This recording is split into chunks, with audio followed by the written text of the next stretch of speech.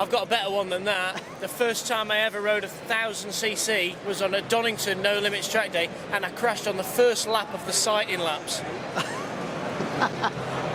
On a track day.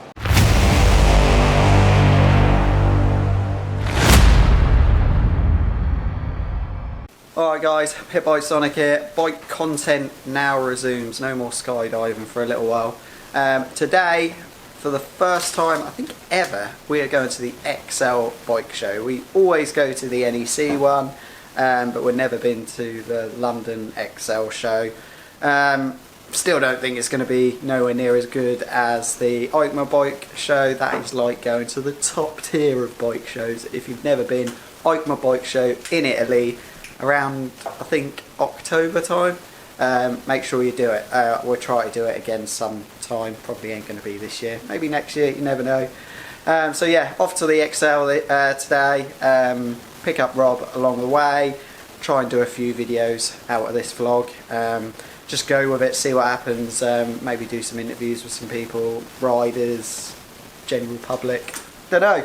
We'll just go with the flow, see how it goes. Right, nice, about 2 hours 15 minutes journey, and picking Rob up on the way. Let's get into it, guys.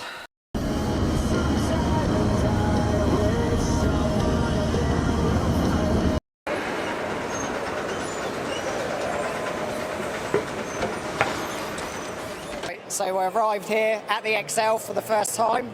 Let's head off in and show you some of the bikes I'm personally interested in and anything else you guys might be interested in. Let's go.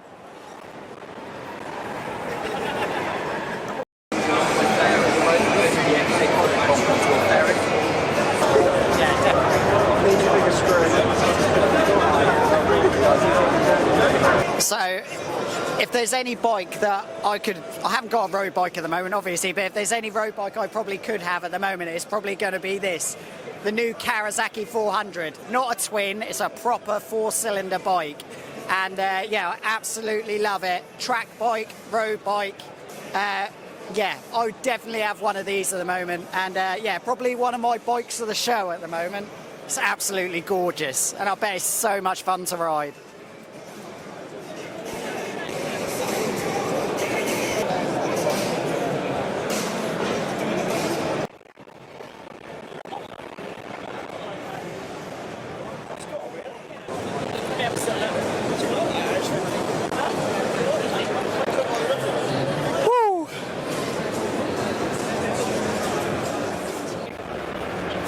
So I can hold the mic and show it off.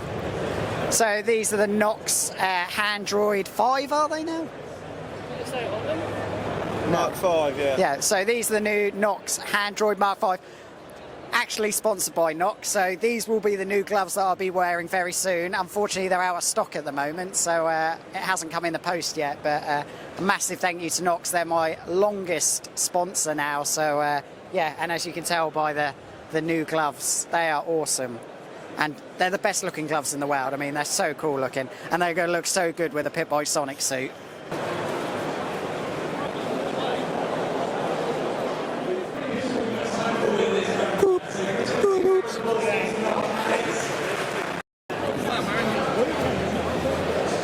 So this is probably the most anticipated bike of the show. This is the new Yamaha R9.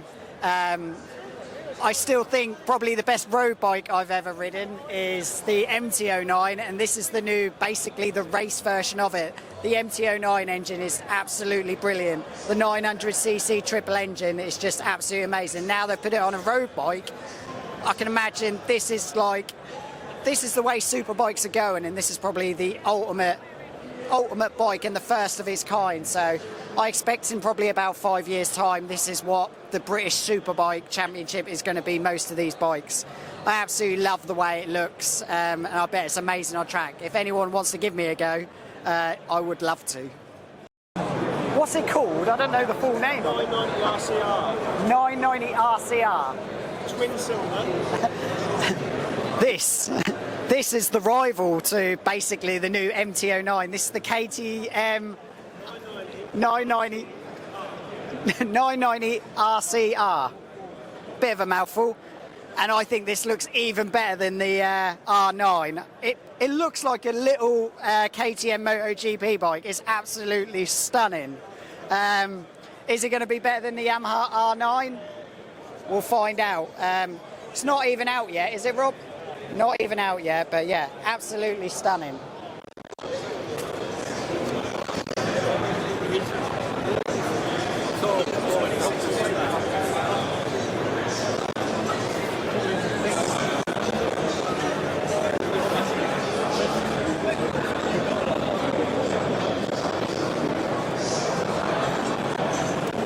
Get close up of those wings. That is wing port.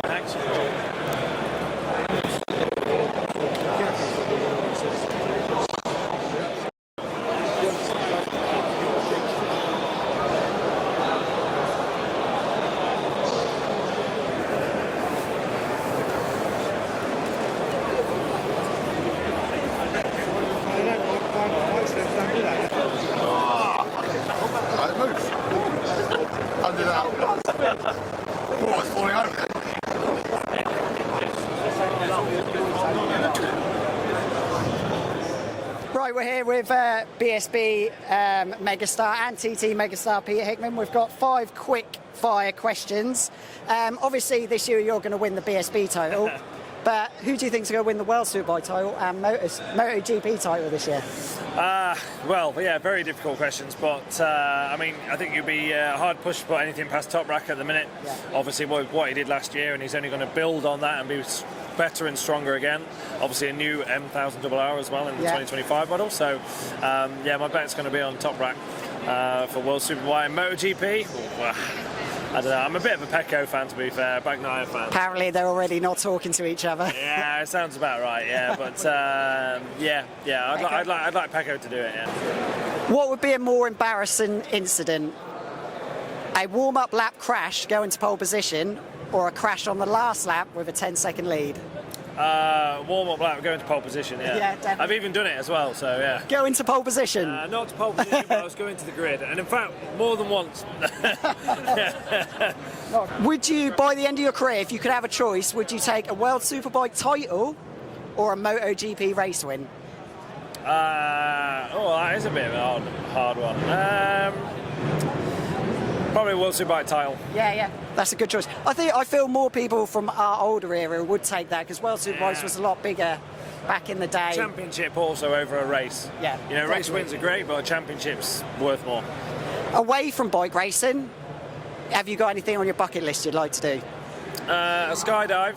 I literally just did one last week. Yeah, so I booked it 3 times, and all 3 times it's been cancelled because of weather. Do you want to do that on your own, or do you want to do it as a tandem? I'd like to do it on my own eventually, but obviously you need a bit of training for that. I've literally just done a tandem, and now I'm addicted. I want to learn to do it myself now. And final question: you've already done one of these, but away from BSB and the TT, would you like to do the Dakar, Daytona, which I know you've already done, or the Suzuka 8 Hour? So I've done the Suzuka 8 Hour, I've done Daytona, which we're going again this year. Would you do the Dakar? Dakar is something that I actually would quite like to do, yeah. Yeah. All right, thank you, Peter, for the quick fire questions. I really appreciate it. No worries. We've got 8 riders. We've got stars from the past, we've got stars of today, and we've got 1 or 2 stars of the future who are going to go head to head, 4 in each heat. The winner of each heat will go straight through into the final. The remaining 6 riders will race head to head in the last chance to determine their start places on the grid. It's going to be frantic. They're getting faster and faster and faster. So without further ado, let's have a look at the riders and how they line up. They're going to come up in pairs. First of all, we've got number 3, John McGuinness, multiple TT champion, 25 times a TT winner. Put your hands together for John McGuinness, ladies and gentlemen. Now the one and only Chris Stalker Walker, Team Green Dealer from Grantham in Lincolnshire. So Chris Walker there, he's no stranger to any of you. He gets his elbows out. Next up, Lee Jackson from the British Superbike paddock, riding number 14, Lee Bob Jackson, and a flat track champion, Tim Neave from the BSB planet also, but now riding more and more flat track in the European World and British Championship. So you'd expect Tim Need to go well, wouldn't you? They've all got their metal shoes on their left feet. The next pair to come up, well, let's have a look. We've got Peter Hickman, the fastest man around the Isle of Man, the existing lap record holder. Peter Hickman, ladies and gentlemen, on the inside of row 2, and away they go, and nipping in immediately. Nick Hobson jumps 2 places, and he's up there into 6th. Chris Walker leading from Jack Bell. And then coming up behind Peter Hickman in 3rd. Peter Hickman in 3rd, absolutely flying. Tim Need in 4th place. Haven't seen much of Tim Need in this afternoon show. Underneath then goes Hickey. Hickey in 2nd. Tim Need in 3rd, going underneath Jack Bell. So Tim Need up to 2nd now. Jack Bell coming through. Sweeping through on the inside. Chris Walker in 4th. Madness. Walker, Hodgson locked together a renewal of the 2000 British Superbike pattern when they both ended up in the gravel at Lodge Corner Ultra Park. Jack Bell, Peter Hickman. It's Bell, Hickman's got it. Hickman's in the lead. Neil Hodgson in 3rd from the back. Neil Hodgson the 2nd. Chris Walker 2 places behind him. It's Hodges. Here comes Hodges. Neil Hodgson in the lead now. Right, so we're here with Storm Stacey, BSB rider. I've got some quick fire questions for you. Obviously this season you're going to be the BSB champ, but who's going to be the World Superbike and MotoGP champ this year? Top Rack and Marquez. Yeah. I don't think there's any worries in saying that. Well, unless they have a big smash or something like that. I'm pretty certain that's You're nearly the. We just talked to Peter Hickman and he said Top Rack, but he thinks Pecco's going to beat Marquez. No, I think he's already in his head. No, when Marquez is 0.5 quicker than he already was last year on the factory bike, just in testing, yeah, he's going to decimate everyone. Sweet. What would be more embarrassing, a warm-up lap crash going to pole position or a last lap crash with a 10-second lead? I've got a better one than that. The first time I ever rode a 1000cc was on a Donington No Limits track day, and I crashed on the first lap of the sighting laps. On a track day, a No Limits track day. Yeah. But yeah, what was the question? So a crash on the warm-up lap, going to pole position, or a crash on the last lap with a 10-second lead? Oh, crash to pole. Crash. No, crash out the lead would be worse. Yeah. No one cares about the pole. Like, yeah, that's bad, but like crashing out of a lead would be bad. A pole, you could probably get the bike fixed and maybe still get to your pole and go. Yeah. So yeah, the lead Fair would enough. be bad. Fair enough. It's come to the end of your career. What would you rather have, a World Superbike title or a MotoGP race win? World Superbike title. Yeah. Oh, that's surprising. Both you and Peter have both said that, and I would have thought you'd have gone for the MotoGP race win. MotoGP doesn't really interest me. No? I like it. Obviously, I watched up, like, grown up watching it. Yeah. But for me, I'm a good-looking boy, but maybe I don't have the face that fits. I'm too tall, and I like production race bikes, and BMW have looked after me so far. So yeah, why would I want to go anywhere else? Nice. Outside of bike racing, is there anything on your bucket list you want to do? Drive some big trucks. Drive some big trucks, like big machinery, like a big truck with like loads of tractors and stuff on the back. Strap them all down. I'd like to have a go at NASCAR racing, truck racing, touring cars, stuff like that. I'd like to have a racing career in bikes and do well out of this, but I would like to go on to do other stuff out the other side of bike racing. Have you ever been to watch a NASCAR race? No, I haven't. Oh, you've got to go. Me and Wendy went and watched the Daytona 500. Yes, absolutely I definitely amazing. need to go, Yeah. Right, so final question. Back to Daytona again. You've got one chance to do one of these, the Dakar, Daytona, or the Suzuka 8 Hour. Which one would you do? Daytona. Yeah, 100%. Yeah. I need the Rolex. Yeah. Would that be something Michael might do one day? Oh, I doubt it, because he'd probably want to take the Rolex. But no, for me, I've always kind of said, I'd love to buy a Rolex. I want a Rolex, but then I'm like, well, I almost want to go Daytona and win my first Rolex before I'd buy one. Yeah. That'd be my that's what I'd like to do. Right, so that's my quick fire questions, but I've got one anyway. Obviously, we saw at the Moped Mayhem the poor CRF 150. Has it gone to bike heaven, or are you going to get it back going again, or is it going to go on the mantelpiece? None of that. I sold it before I even got home. I thought you were never going to sell it. I thought that was... No, so my dad brought me that bike in 2014, brand new, and it has a lot of sentimental value to me. And I thought, I'm just hanging on to shit here. So I just sold it, and I got like $2,000 for it, blown up. I was like, mate, just come and pick it up, just have it. And he has stripped it down. The bearings were gone in the piston, so there was no shims in it. So it was just flapping about. And he is actually doing it up, and he will ride it. And I've said, give me first refusal if you ever want to sell it. And I'll probably end up with it back. But I was holding on to something that I didn't need to, because the 105s absolutely decimate them now. So even if I went and raced it, I'd do no good on it. I think they're the best bike for training on and stuff, but for how much I ride it, it wasn't really worth it. I'd rather go enduroing or motocross. So we'll have a 2-stroke for next year's Moped Mayhem? I have been looking at it, yeah. Sweet. Thank you, Storm. Appreciate that. Sound. Cheers, bud. Thank you.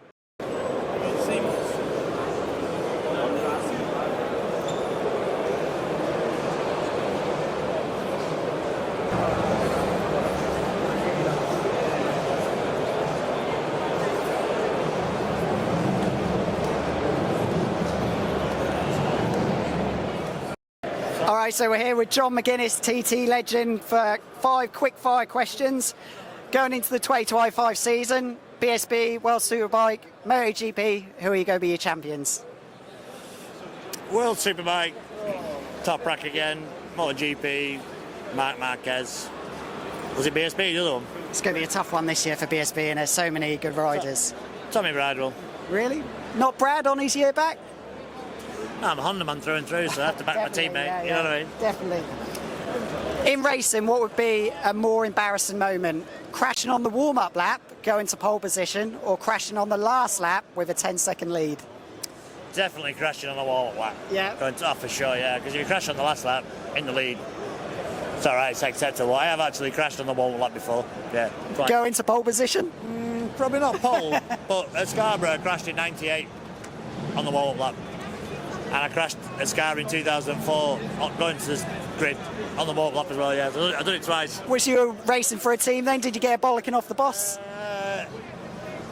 Thankfully, I sparked myself out, so I probably couldn't get the bollocking, but it wasn't pretty. It was a Hawk Kawasaki, and I ended up wrecking the bike. Woke up with no visor on, and I'll always remember it because the memorial was there for Scarborough, and I thought that was the gates to heaven. You've done all the racing in your career. Is there anything left on your bucket list away from racing you'd like to do? Do you know what? I've probably ticked most boxes. I've done Daytona, I've done Macau, I've done Endurance, MotoGP, World Supersport. Yeah, no, I think bucket listing's weird, isn't it? Yeah. A weird thing to say, but I think, yeah, no, there's... Bungee jumping, skydiving, anything like that? Well, maybe a parachute jump or something like that. I did one the other day. You got to do it. I learned to do it on my own now. Yeah. It was amazing. Yeah. Funny enough, I was watching Guy Martin on that Normandy landing. Yeah. Them round parachutes. No steering with them. Yeah, I thought that was a pretty cool thing to do. But yeah, maybe a parachute jump. But mate, you know, when you've gone down Braille at 180 mile an hour and full on superbike, there's nothing you more. can't beat that, can you? Just getting there, innit? The last question I got, I think you've done 2 of them, so I think the only one's left. Dakar, Daytona, Suzuka 8 Hour. I believe you've already done 2 of them, so would you ever attempt to do a Dakar or even a stage? I spoke about it a lot, thought about it a lot. I do a lot of enduro riding, speak to James Hillier a lot. I know Sam Sunderland quite well. If I was 20 years younger probably, but 20 years ago I was, you know, flat out my ass on fire doing what I was doing. Yeah. Other things, but yeah, I've done Daytona, I've done the other one. Suzuka. What is Daytona like going around that banking? It must be. I've watched NASCAR there. I've also watched the bike racing there. Is it as insane as it looks? Obviously, racing the TT, it probably doesn't compare. It's unlike anything else you've ever done. It's so weird because you're sort of going forward, but you're turning, so you're looking that way while you're on the banks. It's quite a strange feeling, but quite a physical thing as well. You're like, your neck's like, and you're sort of G'd out, squashed into the bike. So it's, yeah, it's a timing thing, getting it right. You know, I won it twice on my 250, and it was. Did you get a Rolex watch back then? Well, on the 250 class, didn't get a Rolex, no, but I got a massive, full-on, yank, tacky, like wooden angels, stars and stripes, map of America, fucking big, like angel trophy thing, you know, full-on yank trophy. Yeah, I can imagine, so I got a really, really special trophy that's probably hard to get. And on the mantelpiece at home. You know what? God bless him, Birdie's got it. Paul Bird. So Birdie took it, and you know what? He took us there, and it's my first ever like long haul flight. I've never been to Spain, you know what I mean? I've never been across the big water, and we got there. We were just kids, just living the dream. So yeah, Birdie's got that, but I know where it is. I look at it now and again. I think, you know, that was part of the journey. It was really, really special, and you know, it was the first time I'd earned a lump of money as well. Yeah. But like loads of dollars. It was good prize money back then for that race. There was a bit of cash flowing about. There was like lumps of dollars everywhere, and I was like, so we just went straight to Daytona Beach and just had a huge thing, mass party. Yeah, it was wild, but yeah, great memories. But yeah, I've like I say, you asked me that question. I've done a lot, but not Dakar. Would I do it? Would go at some point in my life, but maybe not. That's at a stage. Yeah. Maybe. Appreciate your time, John. Thank you very much. Right, guys, so that was the MCN Bike Show 2025. First time I've been here, really enjoyed it. The live action arenas were really, really good. So that was mega. It was nice to be able to interview a few riders. Thank you for Becky for sorting them out for me. She's on the other side of the camera. Yeah, so hopefully you enjoyed the vlog. We saw a bit of the action arena. We saw some of the new bikes that I like the most. And yeah, got to interview a few riders. So if you haven't already hit that subscribe button, click that down there. If you enjoyed the vlog, hit the thumbs up, and I'll see you in a few weeks for another vlog. Bye-bye.